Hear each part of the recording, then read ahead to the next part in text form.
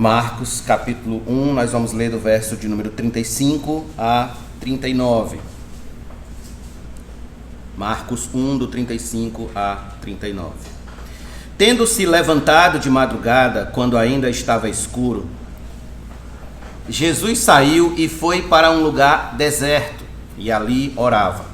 Simão e os que estavam com ele procuraram Jesus por toda parte. Quando o encontraram, lhe disseram: todos estão à sua procura.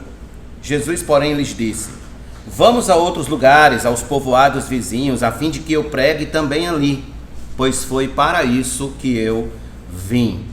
Então ele foi por toda a Galileia, pregando nas sinagogas deles e expulsando os demônios. Só até aqui, vamos orar. Senhor, graças te damos por tua palavra, porque o Senhor deixou esse registro precioso para nós, Senhor. Inspirou homens por meio do teu Espírito Santo para que a tua palavra chegasse até os nossos corações e nos alcançasse.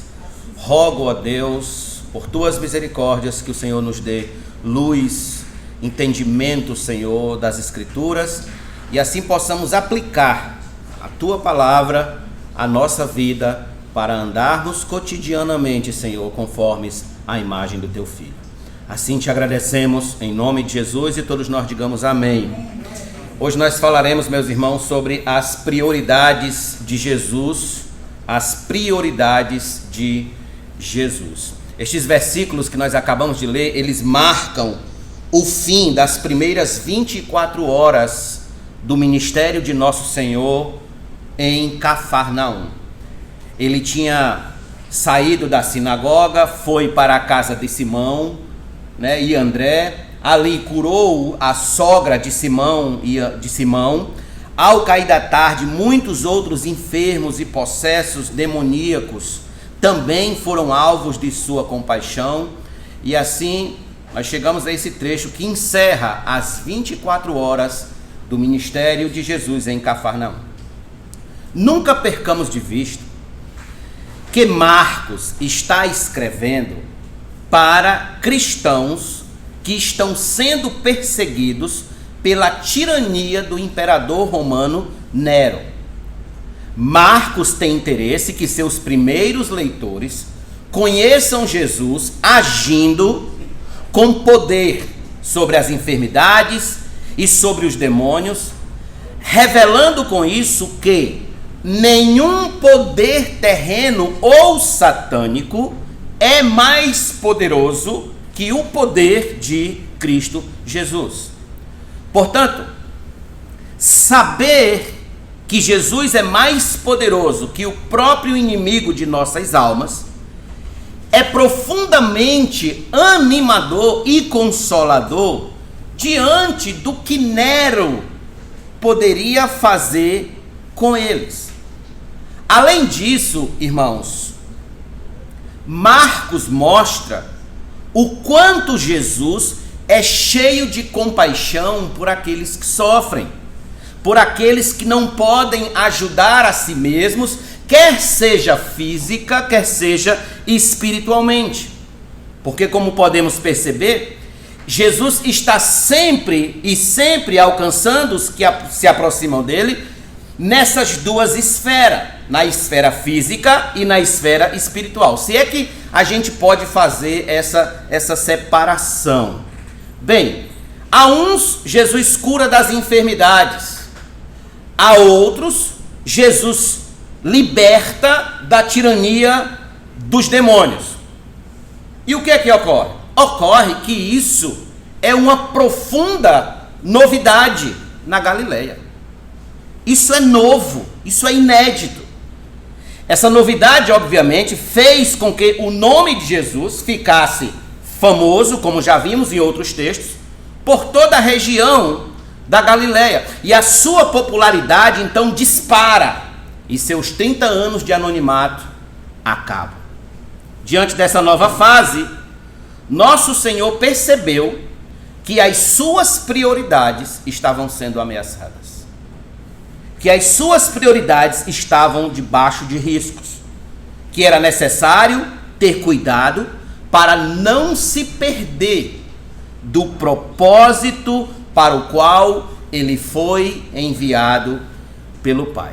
Vejam, as atitudes de Jesus, que Jesus tomará de agora em diante, revelarão que as prioridades de quem serve a Deus são prioridades diferentes daqueles que não servem.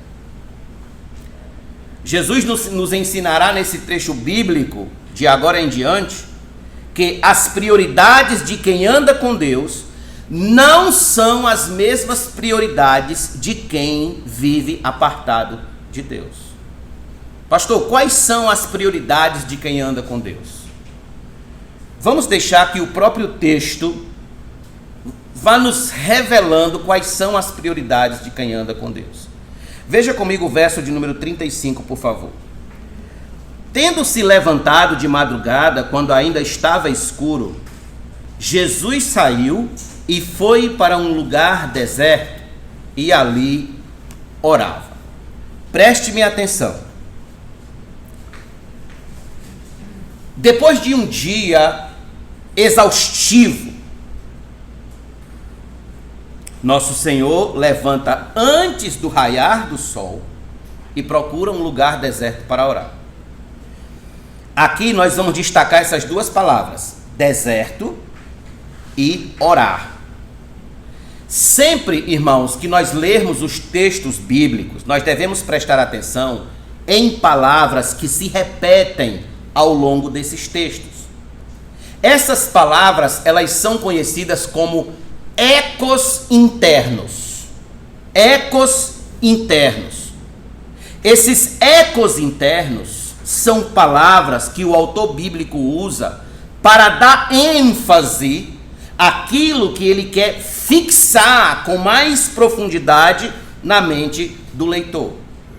Aqui nesse verso nós temos a repetição da palavra deserto.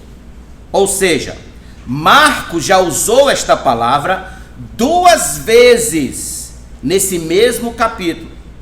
Se você observar no versículo 4, Marcos fala da palavra deserto usando como o lugar onde João Batista apareceu pregando. No versículo 12, é a segunda vez que Marcos usa esta palavra deserto, mostrando que Jesus é conduzido pelo Espírito Santo ao deserto para ser tentado por Satanás. Isto são os ecos internos do texto. Nestes 2 momentos anteriores, que a palavra deserto aparece, ela traz um pano de fundo que revela a dependência que o homem tem de Deus. Por exemplo, no versículo 4, o povo depende da revelação de Deus por meio do seu profeta. E eles estavam no deserto. No versículo 12, Jesus encontra-se na dependência do Espírito Santo de Deus. Como nós já tratamos em outras oportunidades, o termo deserto, ele tem algumas conotações como lugar de castigo, lugar de juízo, lugar de problemas, mas também tem a conotação positiva, como um lugar de dependência ou de comunhão íntima com Deus. A ida de nosso Senhor, portanto, para um lugar deserto para orar, revela-nos a sua dependência de Deus, a sua necessidade de manter uma comunhão mais íntima com Deus. E a maior evidência de quem depende dessa comunhão é exatamente o que ele fez. O quê? Orar. Oração. Orar é prioridade para Jesus. Ele sabe que depende de Deus para cumprir sua missão. Sem este reconhecimento da dependência da comunhão com Deus, suas chances são mínimas. E um dos meios de preencher exatamente essa lacuna de dependência é a oração. É por meio da oração. Observe, Marcos vai registrar Jesus orando apenas 3 vezes. A primeira vez é aqui. As demais vezes são as seguintes. Veja comigo o capítulo número 6, Veja comigo as demais vezes aqui no capítulo 6, a começar pelo capítulo 6, verso de número 46.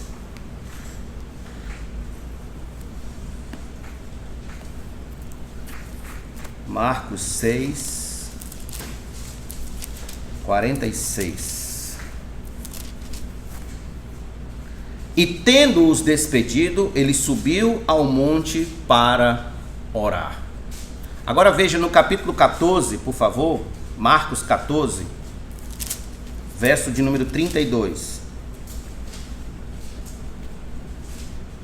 Então foram para um lugar chamado Getsemane. Ali Jesus disse aos seus discípulos: sentem-se aqui enquanto eu vou orar. Surge a pergunta: pastor, por que Jesus orava se ele era perfeitamente Deus? Por que Jesus orava? Jesus orava porque ele também era perfeitamente humano. E como perfeitamente humano, ele carecia de estar em comunhão com Deus Pai por meio da oração. Ele dependia, como perfeitamente humano, da presença de Deus, da comunhão com Deus. Em várias passagens, a Bíblia é clara em nos mostrar que Jesus é perfeitamente Deus e também perfeitamente homem.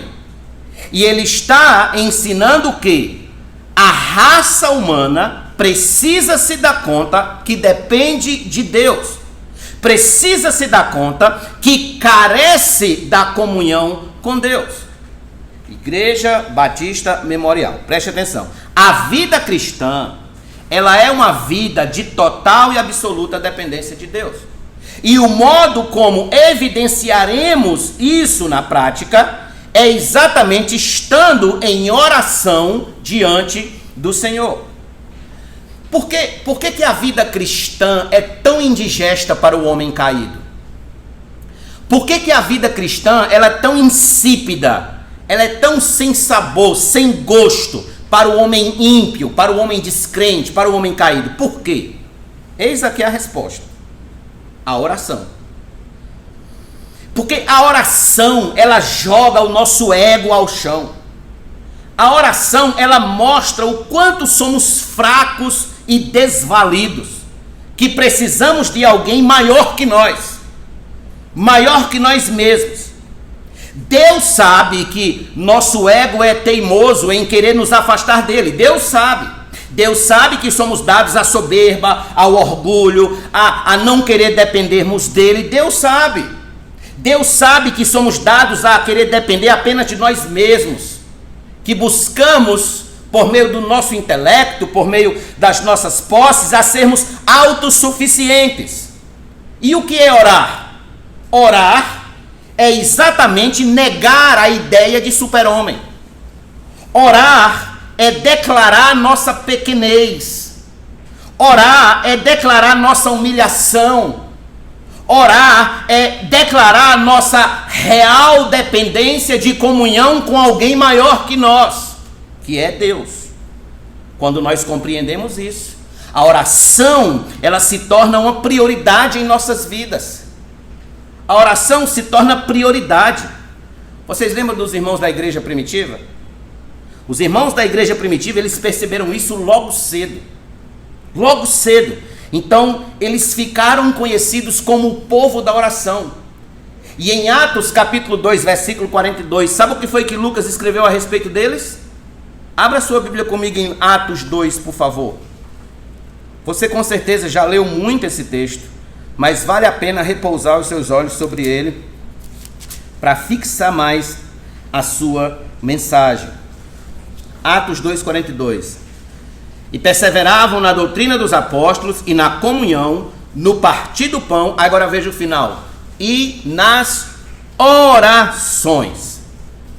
Esses irmãos não se deram ao luxo de viver sem orar, só porque andaram com Jesus. Nenhum deles disse: eu não preciso orar. Que é isso? Para que orar? Eu já vi Jesus, eu já estive com Jesus. Aliás, eu andei com Jesus. Eu caminhei milhas aí com Jesus, então para que eu vou orar? Eu já sei quem é Jesus. Não. O texto diz que eles perseveravam em oração. Por quê? Porque perseverar em oração é ir ao deserto em busca de comunhão com Deus. Perseverar em oração é declarar que dependemos totalmente do Senhor. É anunciar que somos carentes de sua presença. Em Lucas 18, Jesus contou uma parábola sobre o dever de orar sempre e nunca esmorecer. Ou seja, nosso Senhor nos revela por meio da parábola de Lucas 18 a real grandeza e nobreza da oração. Agora veja o que Paulo orientou aos irmãos em Romanos. Abra sua Bíblia em Romanos capítulo 12, por favor. Romanos 12.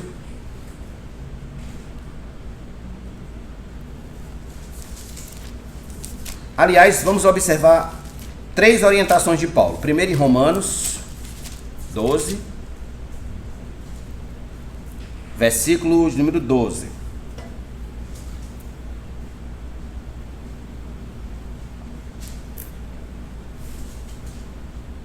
Alegrem-se na esperança, sejam pacientes na tribulação e perseverem na oração.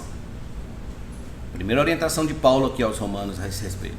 Perseverem na oração. Veja agora Efésios, capítulo número 6, por favor. Efésios 6.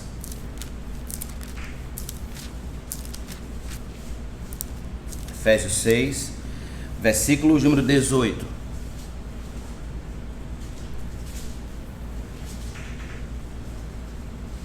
Orem em todo o tempo no Espírito, com todo tipo de oração e súplica. E para isto vigiem com toda perseverança e súplica por todos os santos. Orem em todo tempo. Agora dê um salto para 1 Tessalonicenses, texto curtinho e conhecido, mas bem objetivo.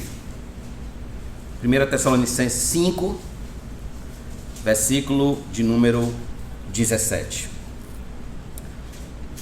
Orem sem cessar. 3 orientações de Paulo. Persevere na oração, o tempo todo ore e ore sem cessar. Pergunto, por que as Escrituras insistem tanto na importância da oração?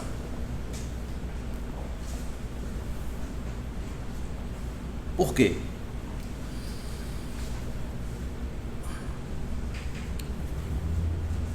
Porque o relacionamento de um crente com Deus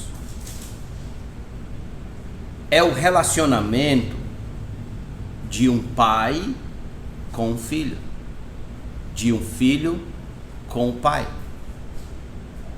É um relacionamento de genuína amizade com Deus, de ser amigo de Deus. Abraão foi chamado de amigo de Deus. A Bíblia diz em outra passagem que Moisés falava com Deus face a face. Tamanha era a comunhão desses homens com Deus. Então, as Escrituras pressupõem que o relacionamento de um crente com Deus é o relacionamento de um pai com um filho. Logo, a importância do meio de comunicação entre o pai e o filho, que é exatamente a oração. Ouça, o cristão genuíno não é um pagão. O pagão, ele é alguém que ora a seus deuses apenas para obter o pão, para obter uma resposta, para obter um socorro, para obter um alívio, uma cura. Esse é o pagão. Ele só quer uma bênção, ele só quer uma bencinha. Ele não quer nada mais. Ele só quer uma bencinha e pronto. Esse é o pagão. É um relacionamento de mera barganha. Eu dou e ele me dá. É o toma lá, dá cá. Então é assim que o pagão ele vive, a fim de satisfazer os seus caprichos. Por outro lado, o crente, nascido de novo, o cristão, aquele que foi de fato alcançado e chamado pelo Espírito Santo, ele não é assim. Ele é alguém que ora a Deus por amar ter comunhão com a bendita pessoa de quem ele diz ser seu pai. Ser seu pai. Olha como Jesus ensinou a orar. Mateus capítulo 6, por favor. Mateus 6. Mateus 6, versículo 9. Portanto, orem assim: Pai nosso que está nos céus, santificado seja o teu nome. Pai nosso. Isso aqui foi um escândalo para os judeus da época. Porque os judeus, eles não tinham essa concepção que Cristo trouxe, que Cristo revelou, de que o relacionamento daqueles que nascem de novo com Deus é um relacionamento de pai e filho. E eu pergunto, qual filho não gosta de estar em comunhão com o pai? A menos que não ame o pai. A menos que não ame o pai, não quer conversa com ele. Mas se o filho ama o pai, ele gosta de estar em comunhão com ele. Em regra geral, irmãos, em regra geral, os filhos gostam de estar em comunhão com o pai. Em regra geral. Assim são aqueles que nasceram de novo. Eles gostam de estar com o Pai Celeste. Orar é prioridade. Pois bem, o crente, ele tem um relacionamento diferente com Deus, exatamente com isso, porque esse relacionamento é um relacionamento íntimo e prazeroso com o seu Pai. Estar com Deus é prioridade. Orar é prioridade. E mesmo cansado, ele encontra tempo para orar. E é aqui onde o sal é jogado na nossa ferida. Estar com Deus para o crente é prioridade, que mesmo cansado, encontra tempo e lugar para orar. Por quê? Por que isso aqui é sal na nossa ferida? Porque a nossa maior desculpa hoje para não orar é que nós não temos tempo. Não temos tempo. Alegamos que nosso tempo é muito corrido, que a gente trabalha demais e que a gente tem muitas coisas a fazer, que 24 horas são pouquíssimas em nosso dia para os nossos afazeres. Já pensou assim? Já falou assim? Pai, 24 horas tá pouco demais para o meu dia, porque é muita coisa para eu fazer que não dá conta. No entanto, vejam Cristo. Vejam nosso Senhor nesse texto. Ele teve um dia super corrido, com certeza trabalhou ali no reino de Deus até altas horas da noite, expulsando demônio, curando enfermos, etc., pregando, ensinando, muita gente para atender, muita coisa a se fazer ali. Deve ter ido dormir muito tarde, mesmo assim vejam ele, o texto diz, se levantou de madrugada, antes do sol raiar. Antes do sol raiar. O que é isso? É criar tempo de oração.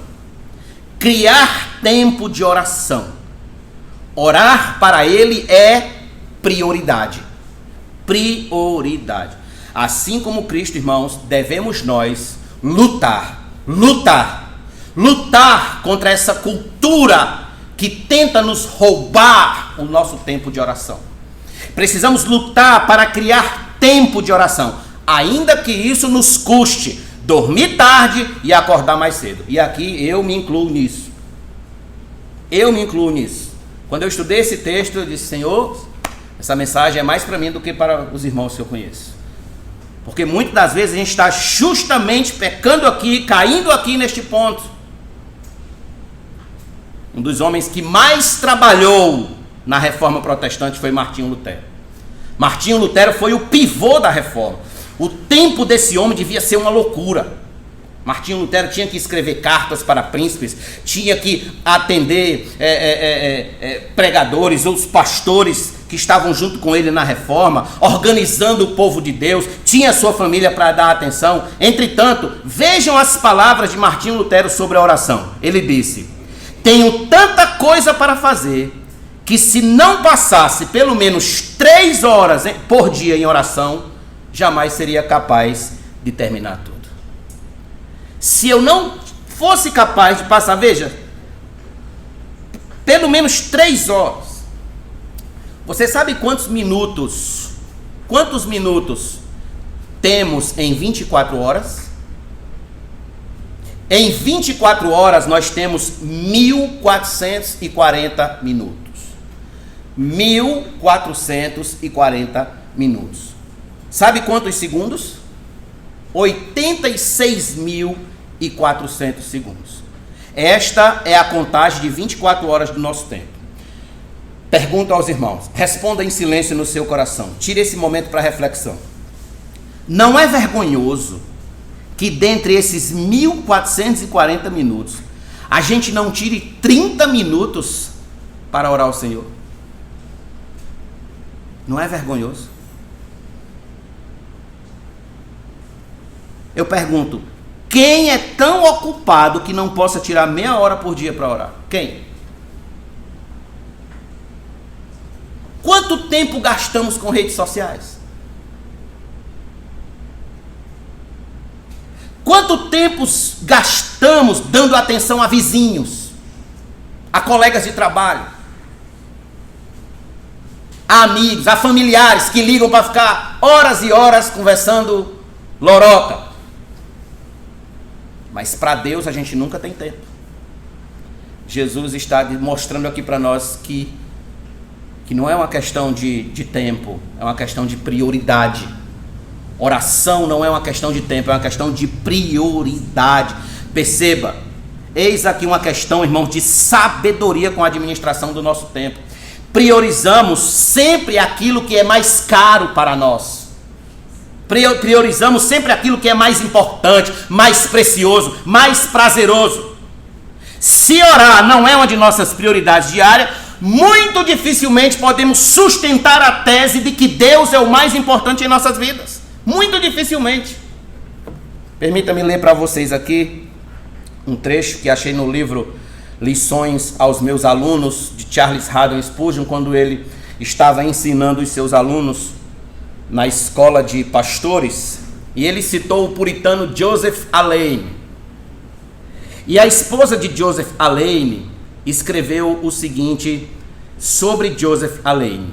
Ela disse: quando ele estava bem de saúde, levantava-se constantemente às 4 horas ou até antes e ficava aborrecido quando ouvia ferreiros ou outros artesãos em suas atividades antes de ele estar em comunhão com Deus, e ele dizia muitas vezes: como este ruído me envergonha, o meu Senhor não merece mais do que o deles. O meu Senhor não merece mais do que o deles. E ela continua: das 4 às 8 ficava em oração, em santa contemplação e cantando os salmos, com que se deleitava muito, e o que praticava diariamente a sós e com a família. Às vezes ele suspendia a rotina dos seus compromissos paroquiais e dedicava dias completos a esses exercícios secretos, para o que dava um jeito de ficar sozinho numa casa desocupada, ou se não de algum ponto isolado em pleno vale. Ali fazia muita oração e meditação sobre Deus e o céu. Veja que pergunta de Alleine. Olha a pergunta que ele faz: o meu Senhor não merece mais que o deles? O nosso Senhor não merece mais do que o Deus dos ímpios, os deuses, os falsos deuses dos ímpios? A oração, ela é uma verdadeira trena, uma verdadeira régua que mede a altura, a largura e a profundidade de nosso amor por Deus. A quantidade de oração diz muito sobre a quantidade de nosso amor por aquele que dizemos ser nosso Pai. Diz muito.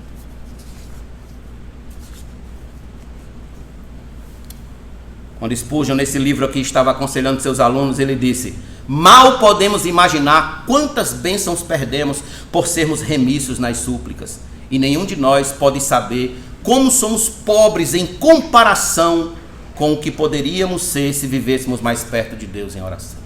Quantas bênçãos perdemos porque oramos poucos? Deixe-me perguntar, quantas bênçãos você não perdeu essa semana porque você orou pouco?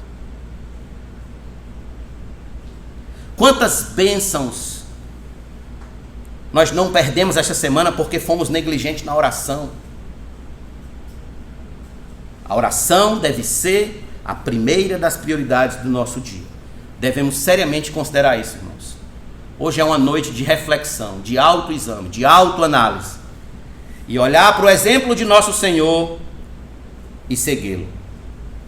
Ache um lugar na sua casa e ore.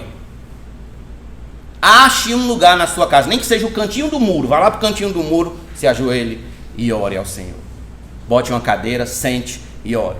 Mas ache um lugar e ore. Depois dessa mensagem, nenhum de nós que está aqui tem desculpa, qualquer que seja, para dizer que não temos tempo e nem lugar para orar. E que Deus tenha misericórdia de nós. A oração, ela é a primeira das prioridades de Jesus, mas há uma outra prioridade. Qual é? Volte comigo a Marcos capítulo 1, por favor. Veja comigo o verso de número 36 e 37.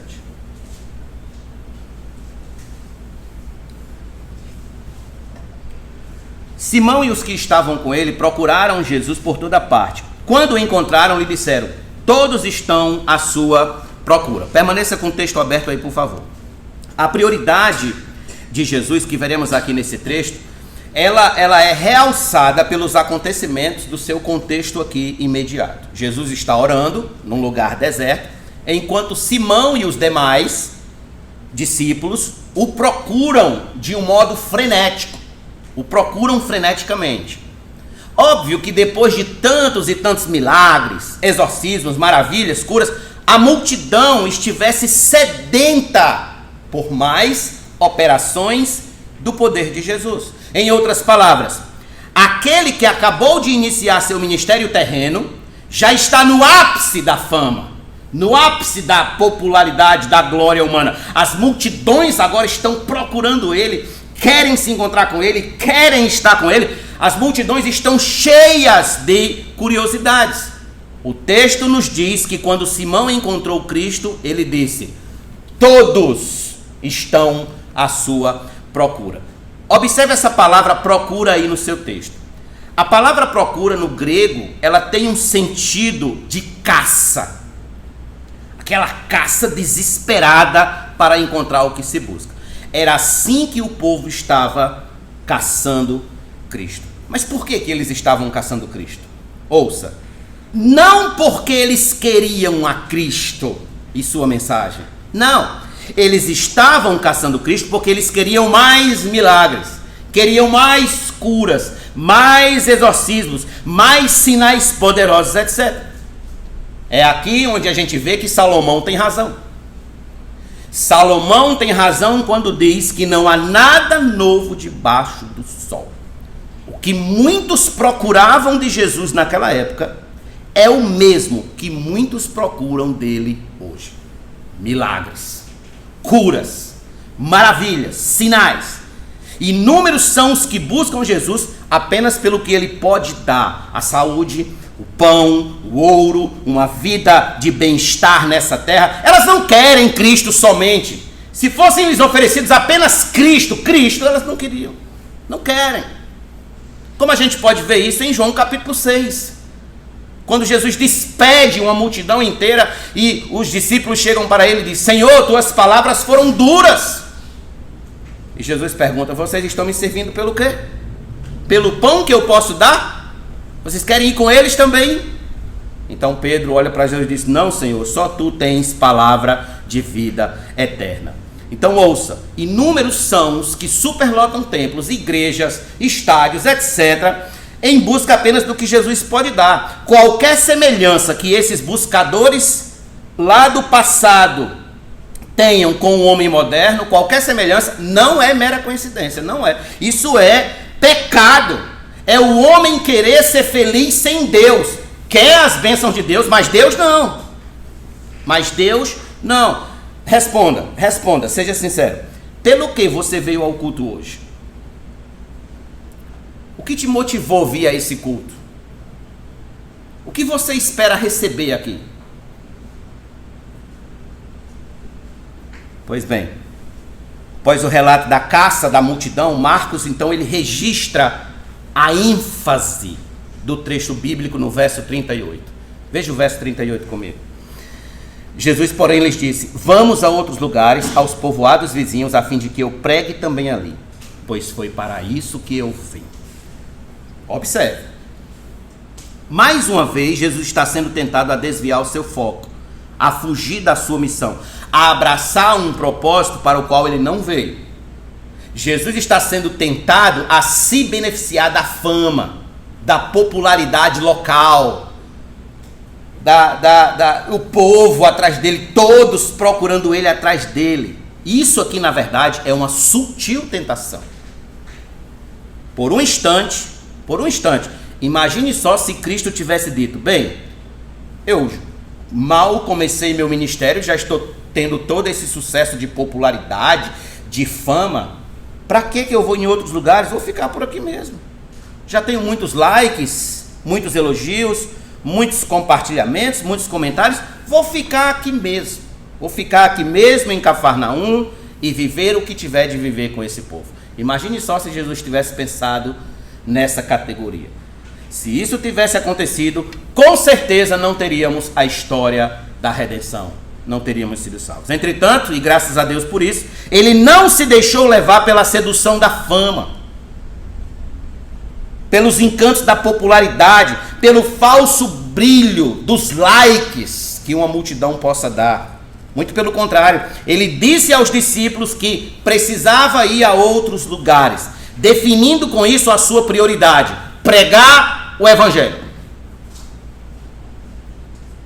Pregar o evangelho. Foi para isso que eu vim, Jesus diz. Pregar o evangelho. Seu propósito é claro, seu objetivo é certo: pregar o evangelho de Deus também em outros lugares. Perceba, ele não veio para angariar a glória vazia do homem, para viver nas capas de revista deste mundo como a personalidade do ano. Também não veio para receber o prêmio Nobel da Paz. Não, nada disso. Inclusive, eu acredito que se ele fosse vivo, muito dificilmente se dariam a ele o prêmio Nobel da Paz. Ele veio para pregar o evangelho de Deus, conclamando todos os homens a que se arrependam e creiam no evangelho. Se arrependam. Isso estava no script da missão eterna: pregar o evangelho, ensinar o evangelho, levar as pessoas a uma transformação radical, começando pela mente, transformando as pessoas com o poder da palavra. O sucesso do ministério de Cristo não seria mensurado por sua popularidade, até porque, olha aqui, muitos desses que estavam procurando Cristo vão estar junto com Pilatos e os fariseus gritando: crucifica-o, crucificam. Muitos dessa multidão. O sucesso do ministério de nosso Senhor será mensurado pela fidelidade ao propósito para o qual ele veio. Ele veio como servo sofredor, pregando o evangelho de Deus. E Jesus tinha consciência da sua missão. Muita consciência. Então ele diz não à tentação. Não! Vamos para outro lugar. Nada de ficar por aqui sendo insuflado por esse povo aqui, esse povo jogando confete sobre nós. Não. Vamos para outro lugar e vamos pregar lá. E foi isso que aconteceu. Veja o verso de número 39. Então ele foi por toda a Galileia, pregando nas sinagogas deles e expulsando os demônios. Expulsando os demônios. Isso é prioridade. A igreja primitiva teve um problema, que as viúvas helenistas estavam brigando com as viúvas hebreias, porque a distribuição de comida para as viúvas helenistas estava sendo menos do que as que estavam vindo para as viúvas dos hebreus. Então eles levantaram uma comissão para resolver essa situação, escolheram lá 7 diáconos, e os apóstolos disseram de um modo claro, de um modo objetivo, qual era a prioridade deles. Qual era a prioridade deles? Atos capítulo 6, se você puder abrir comigo, por favor. Versículo de número 4. Atos 6, 4.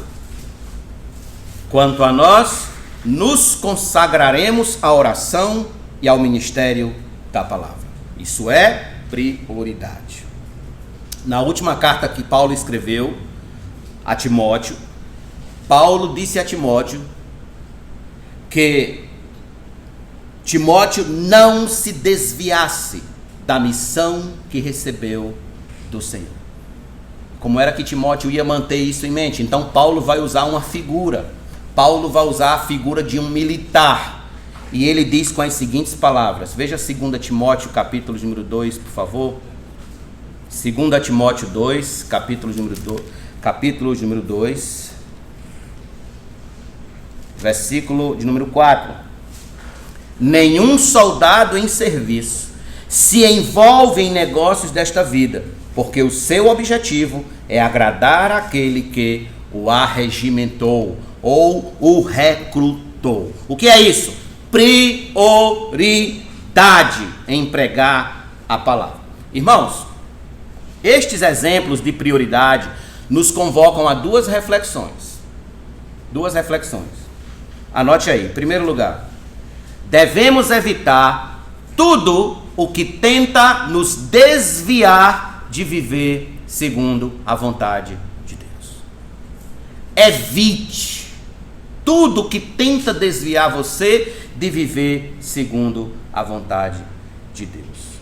Nós devemos primeiro identificar o que é que me tenta a me afastar da vontade de Deus. Eu preciso primeiro identificar. Então, quando eu identifico, eu corto. Jesus identificou a tentação da popularidade e ele cortou. Os apóstolos identificaram a ideia de deixarem o ministério da palavra e da consagração à oração para fazerem o papel que os diáconos tinham que fazer. Então eles cortaram, chamaram diáconos. Paulo disse a Timóteo: você é um soldado, foi arregimentado. Cuidado para você não se desviar do foco. Muito bem, nós precisamos nos afastar com urgência de tudo aquilo que tenta nos desviar de viver segundo a vontade de Deus. Sabe qual é a palavra mais difícil que a gente não aprendeu ainda a dizer na vida? É a palavra não. A gente não aprendeu a dizer não. A gente não aprendeu. A gente é treinado desde criança a dizer sim, a nunca ser chato com as pessoas, né? A dizer sim, tem que dizer sim, a não constranger as pessoas. O que ocorre é que sempre há alguém, um convite, um evento, um amigo, um familiar, uma proposta, sempre há algo que a gente julga inocente, sem perigo, que nos arrasta para longe da vontade de Deus. Sempre há.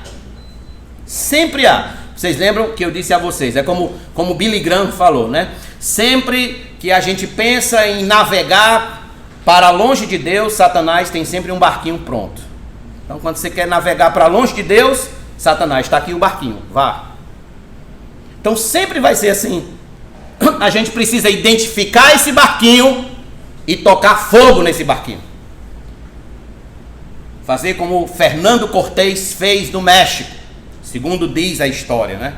Segundo diz que quando ele aportou no México, para que os soldados não voltassem mais para Cuba, ele tocou fogo nos navios, para que assim todo mundo se concentrasse na missão de conquistar os astecas. Assim somos nós, devemos tocar fogo em tudo aquilo que tenta nos afastar de viver segundo a vontade de Deus. Em Mateus 5:29, Jesus foi altamente radical. Foi o que ele disse?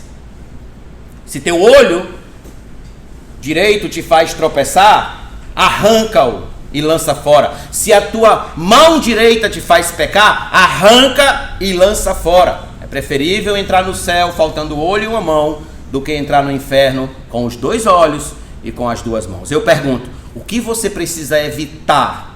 O que você precisa identificar para evitar e assim viver segundo a vontade de Deus? Você sabe o que precisa. Então identifique e corte. Jesus identificou, faca tramontina, cortou e ficou cortado. Em segundo lugar, segunda reflexão e última, devemos estabelecer como prioridade expandir o reino de Deus por meio do anúncio do Evangelho. Estabeleça como prioridade expandir o reino de Deus por meio do anúncio do Evangelho. Jesus diz: foi para isso que eu vim. Quão maravilhoso seria se todo crente tivesse essa consciência de que nós não fomos salvos para viver sentado confortavelmente nos bancos da igreja, de que nós fomos salvos com a intenção de que o reino de Deus avance, se expanda, cresça e alcance mais pessoas por meio das nossas vidas. Irmãos, precisamos urgentemente ganhar essa consciência. Nos unir a Cristo na missão de pregar o Evangelho em todos os lugares. Muitas vezes a gente comete o erro de acreditar que essa é uma tarefa apenas dos ministros da igreja, apenas dos oficiais da igreja, do pastor, dos diáconos, dos missionários, dos evangelistas. Não! Essa é uma tarefa de cada cristão que nasceu de novo. É seu dever, é meu dever, é nosso dever como os cristãos. Jesus disse em Atos capítulo 1, versículo 8: mas recebereis poder ao descer sobre vós o Espírito Santo, e ser-me-eis testemunhas tanto em Jerusalém, na Judéia, em Samaria e até os confins da terra. Sabe o que foi que aconteceu até o capítulo 7 de Atos? A igreja não tinha saído ainda de Jerusalém. A igreja não tinha saído ainda de Jerusalém. Sabe o que foi que Deus fez? Olha o que foi que Deus fez. Abra em Atos capítulo 8, por favor. Atos 8.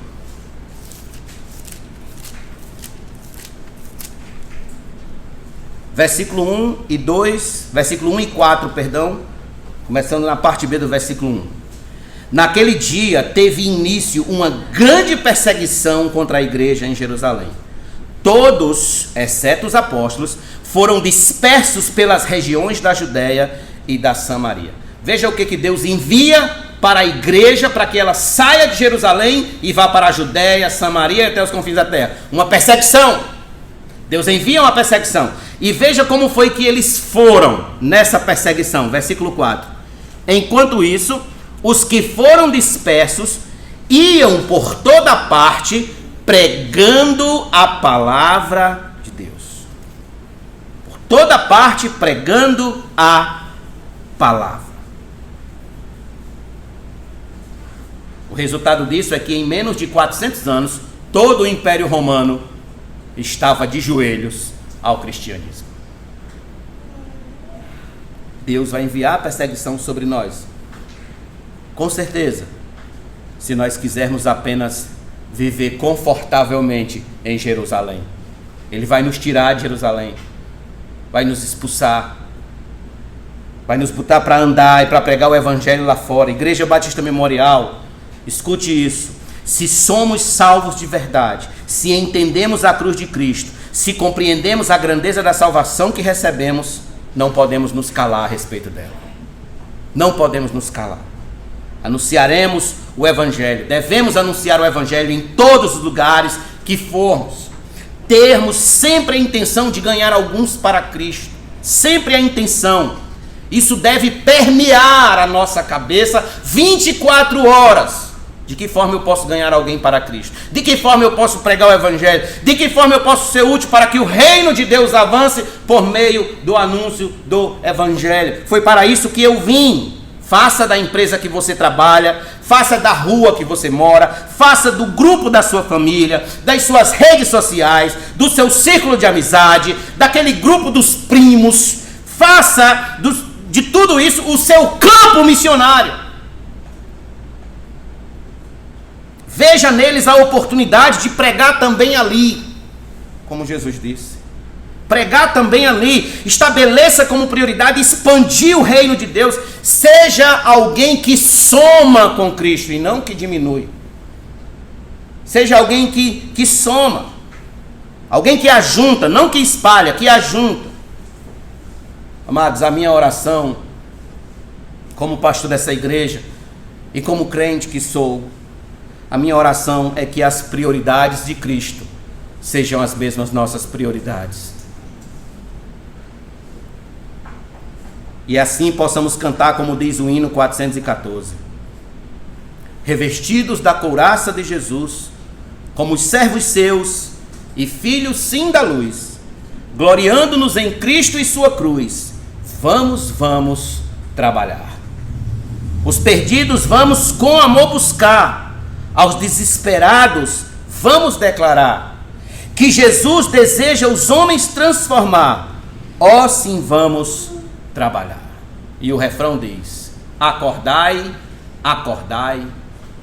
E aí ele segue cantando. Sejam estas nossas duas prioridades como cristãos: orar e pregar o Evangelho, pois só assim nós agradaremos a Deus e seremos dia após dia transformados conformes à imagem e semelhança do seu Filho amado Jesus. Amém? Feche seus olhos.